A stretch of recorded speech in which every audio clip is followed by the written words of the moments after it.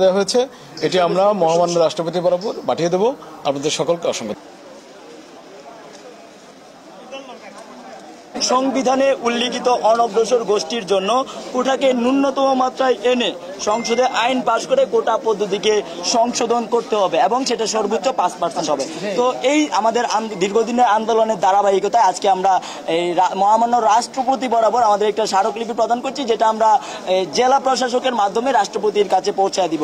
তো আমাদের এই যে আন্দোলনটা চলছে এটা ধারাবাহিকতা থাকবে। আমরা প্রথমেই বলেছি যে আমাদের এই আন্দোলনটা ততদিন পর্যন্ত চলবে যতদিন পর্যন্ত না আমাদের আন্দোলনটা সফল হচ্ছে, অর্থাৎ আমাদের যে এক দফা দাবি, সেই এক দফা দাবি যতদিন পর্যন্ত মেনে নেওয়া না হচ্ছে ততদিন পর্যন্ত আমরা রাজপথে আছি, আমরা রাজপথে থাকবো। আর আজকে যেটা হয়েছে আমাদের এটা একটা ফর্মাল প্রসিডিউর, যেহেতু আমরা ফর্মাল প্রসিডিউরটা বিশ্বাস করি এবং আমরা ফর্মাল প্রসিডিউরে সবকিছু করতে চাই। তো আমাদের যে গতকাল বা হচ্ছে রিসেন্ট একটা মামলা করা হয়েছে কেন্দ্রীয়তে যারা আছে, অর্থাৎ ঢাকা বিশ্ববিদ্যালয় সহ বিভিন্ন জায়গায় বিভিন্ন বিশ্ববিদ্যালয়ে যারা আন্দোলন করছে তাদের বিরুদ্ধে একটা মামলা করা হয়েছে, সেই মিথ্যা মামলাটা প্রত্যাহার করতে হবে এবং আমাদের যে যৌক্তিক দাবি আছে, বাংলাদেশের লাখ লাখ সাধারণ শিক্ষার্থীদের যে যৌক্তিক দাবি আছে সেই দাবি পূরণ করতে হবে এবং আমরা আমাদের দাবি আদায় হওয়ার পরে আমরা রাজপথ ছাড়বো, এর আগে আমরা রাজপথ ছাড়বো।